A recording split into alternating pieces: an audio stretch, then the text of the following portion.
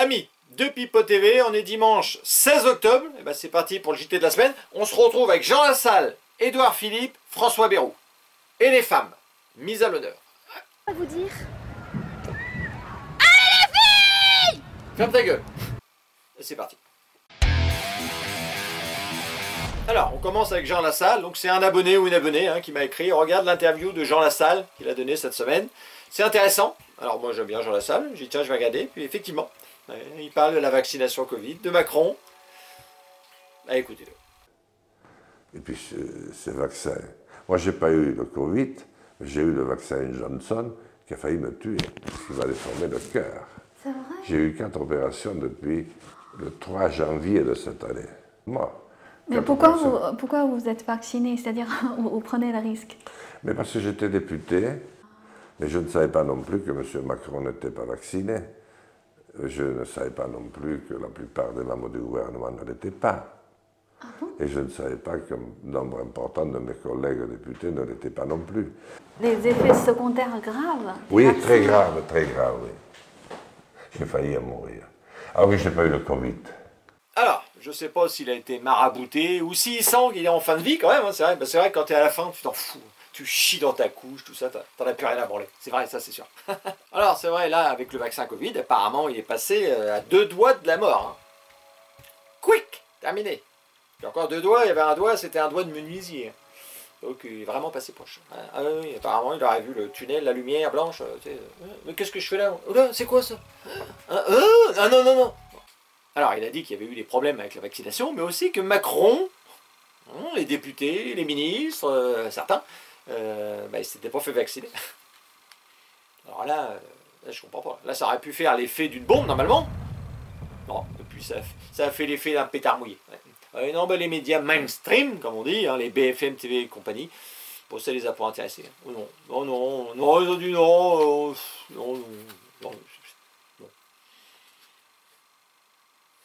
Alors, les médias, ça les intéresse pas. Par contre, je me rappelle quand c'était Francis Lalanne qui disait des choses comme ça, on se foutait de sa gueule, on le traitait de complétiste. Et là, Jean Lassalle, non, mais ils ne savent même plus qu'il existe. Jean Lassalle, c'est qui? Ah, je sais pas. Jean Lassalle? Non, je connais pas. Personne. Alors, c'est vrai qu'il nous parlait quand même des premiers de cordée, là, qui sont peut-être foutus de notre gueule. Ils ont eu du mal à... Bon, BFM TV l'avait déjà dit, qu'ils ne voulaient pas se mettre à rebours de la parole officielle. Bon, là, c'est officiel. Au moins, c'est clair. Jean Lassalle, on s'en fout. Bon, allez, on passe à un autre sujet. Alors là, on va parler des 2 suppositoires de la Macronie. C'est François Bayrou et Édouard Philippe. C'est un peu Auguste, c'est le clown blanc. L'autre, c'est plutôt le bouc blanc maintenant, c'est sûr. Et là, François Bayrou, il a fait une déclaration, il a dit cette semaine, je crois que la France va mal. Il doit chercher de l'essence, j'ai l'impression. Et je crois qu'elle pourrait aller très bien. Alors, il laisse sous-entendre, quelque part, même s'il a démenti depuis, qu'il pourrait être la solution pour la France. 76 ans, vous aurez 76 ans en 2027. Est-ce que c'est un bon âge pour être candidat et pour être président? Je crois que la France va mal, je crois qu'elle pourrait aller très bien. Vous êtes prêt, quoi? J'ai toujours été prêt. J'ai déjà été candidat 3 fois, qu'est-ce que vous me racontez? Donc...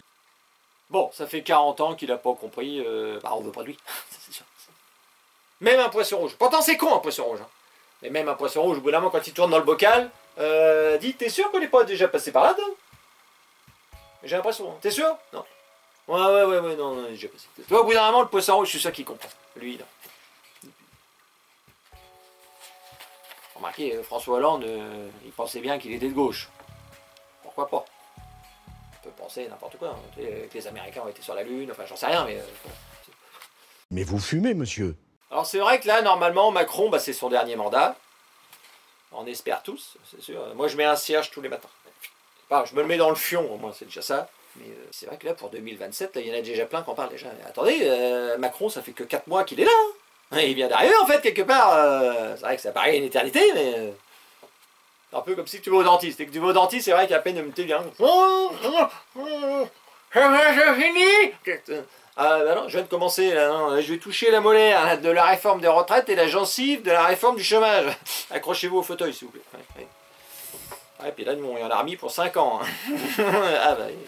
Ouais, moi je suis pareil. Ma femme, ça fait 30 ans que je suis avec, j'ai encore dit je t'aime. On est con par moment, ça c'est sûr. Bon allez... Alors là, on va parler du joker de Macron, Édouard Philippe.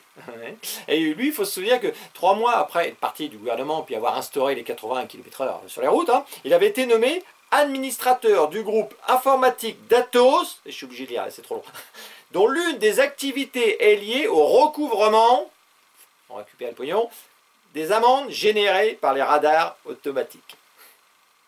Un artiste dans son domaine. On peut difficilement faire mieux, là, ce qu'il a fait... Ah, il aurait peut-être pu donner ses numéros de carte bancaire, voilà, pour que ça tombe directement chez lui. Mais bon, à mon avis, il n'a pas osé. Il est peut-être timide, je sais pas. Enfin, c'est un champion quand même, c'est clair. Là, Alors, en cas de pépin, toc, œil de biche. Et là, il vient nous parler de la retraite à 67 ans. Alors, regardez sa gueule, lui, il a 51 ans. Allez. Même ses sourcils, ils se sont fait la malle.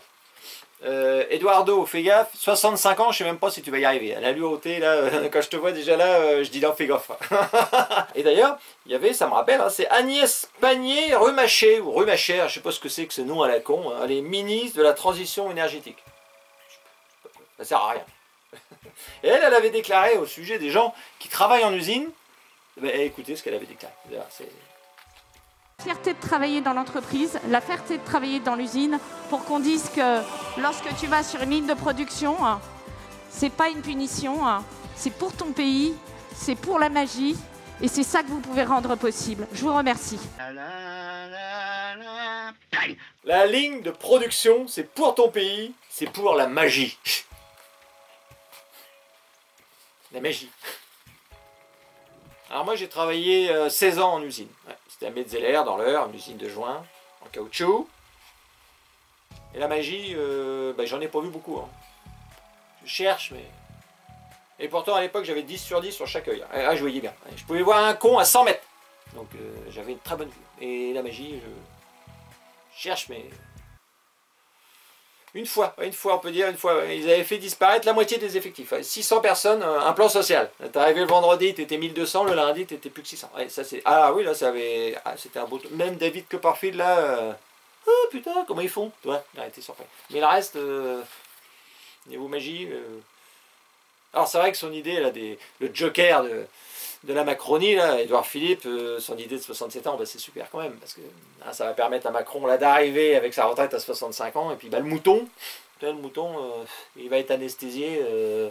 Oh putain, Macron, 65 ans, ah oui, c'est bien, ça t'évite de bouger, c'est clair. C'est une bonne idée, moi je trouve. Un beau petit duo, là, je pense que ça va fonctionner, c'est sûr. Bon allez, on enchaîne, et on termine avec les femmes, et je vais rendre un hommage aux femmes, un bel hommage, ça c'est sûr. Alors, on va finir avec une petite parenthèse. C'est vrai que sur Pipo TV, je fais beaucoup de blagues misogynes. C'est un peu mon fond de commerce, quelque part. Même si on n'a plus trop le droit, c'est sûr. Et là, j'avais envie de rendre hommage aux femmes, de faire une ode aux femmes, une ode à la vie. Et c'est vrai qu'elles le méritent bien, quelque part, c'est sûr. Ouais. Et donc voilà, Pipo TV rend hommage aux femmes de cette France et de cette terre même. Vas-y, c'est parti. Donc si je vais sauter aujourd'hui, c'est pour prouver à tous les hommes qui n'ont pas choisi de filles ou de femmes pour ce défi, que les femmes aussi ont assez de courage pour sauter dans l'eau. Bon, quand je parle de sauter dans l'eau, c'est pas un petit orteil, mesdames, c'est sauter entière dans l'eau comme des hommes. Voilà, donc je n'ai qu'une chose à vous dire.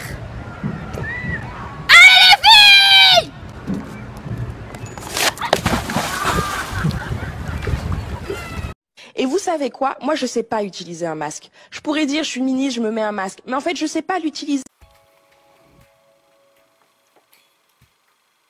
Le reste de la vidéo est mieux, j'espère. J'espère. Celui-là, c'est moyen, je trouve. Vas-y. Allez, c'est parti, les femmes en images.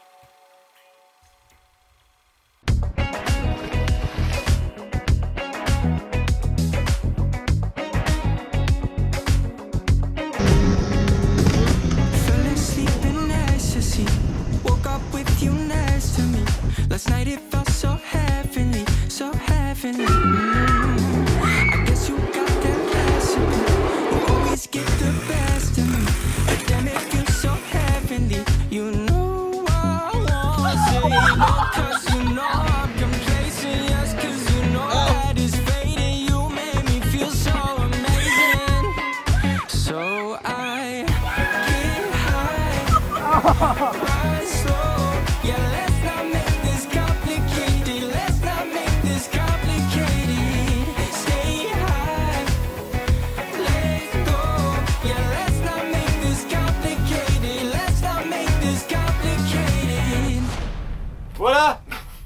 JT se termine.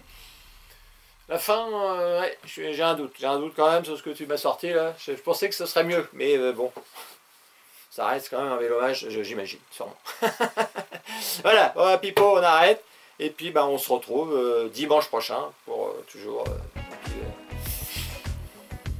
aller chercher de l'essence.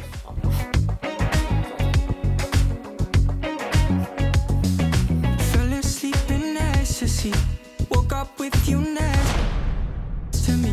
Last night it felt so heavenly, so heavenly.